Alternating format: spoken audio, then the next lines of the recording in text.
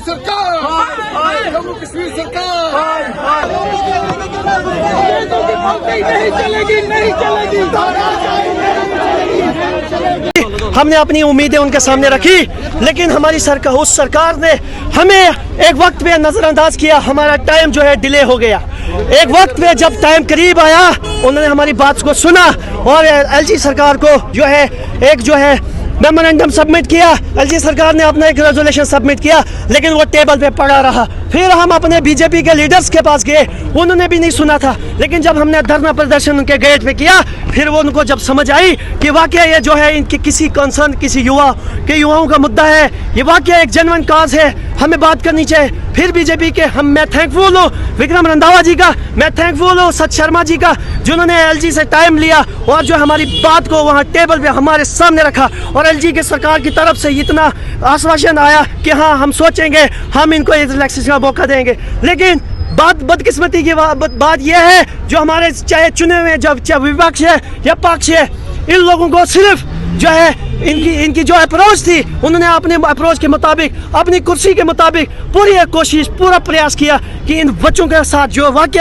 Injustice हो रही है, इनके साथ जस्टिस होना चाहिए, इनको एज रिलैक्सेशन मिलना चाहिए। लेकिन ये एलजी सरकार पे निर्भर करता था, उस पे निर्भर करता था, उसको चाहिए था कि इन बच्चों को, इन एस्पिरेंट्स को एज रिलैक्सेशन दी जानी चाहिए थी। लेकिन बदकिस्मती की बात है, एलजी सरकार से प्रशासन वो हमारे जम्मू कश्मीर का नहीं है। सबसे पहली बात है, वो बाहर क्या है, उसको क्या फर्क पड़ता है जम्मू कश्मीर का जो युवा सड़क पे रहे, दुकान पे रहे या कुर्सी पे रहे, उसने आज नहीं कल नहीं परसों बाहर चले जाना है, उसको क्या लेना देना।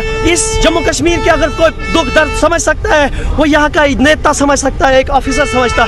सब ऑफिसर्स की तरफ से, सब नेताओं की तरफ से, सब दलों की तरफ से पूरा उन्होंने इस प्रॉब्लम को समझा, इस प्रॉब्लम को एलजी सरकार के सामने रखा। लेकिन अनफॉर्चुनेटली एलजी सरकार ने इसको बिल्कुल इग्नोर किया। कोर्ट में भी कहे थे उन्हें राहत मिली है, कल के एग्जाम में वो एग्जाम जो है वो दे सकते हैं। बिल्कुल, उन्होंने जो रिट पिटीशन दायर की थी, लेकिन हमारी ऑनरेबल हाई कोर्ट से उम्मीद थी कि पूरे जो है जम्मू कश्मीर के जो बच्चे हैं उनको हिस्सा इसमें मौका मिलना चाहिए। लेकिन ऑनरेबल हाई कोर्ट ने भी एक जो है ऑर्डर उतना जस्टिफाई नहीं किया, उसमें इतना साफ नहीं लिखा कि पूरे जो जम्मू कश्मीर के युवा जो बच्चे हैं उनको मौका मिलना चाहिए। वो ऑनरेबल हाई कोर्ट ने सिर्फ 80 बच्चों को ही मौका दिया, और उन बच्चों के साथ भी अन्याय पिछले 8 महीनों से वो लगातार प्रदर्शन करते रहे। वो क्या पढ़ के वहाँ एग्जाम देंगे कल की डेट में, वो क्या उस एग्जाम में क्या फॉल करेंगे, वो बिल्कुल भी क्वालिफाई नहीं करेंगे, उनके पास भी बिल्कुल समय नहीं है। हमारी एलजी सरकार से अभी भी निवेदन है हाथ जोड़ के कि कृपया करके इस एग्जाम को पोस्टपोन करो। हमें उम्मीद है अभी भी कुछ बिगड़ा नहीं है, एलजी सरकार के हाथ में, उनके कलम पे निर्भर करता है,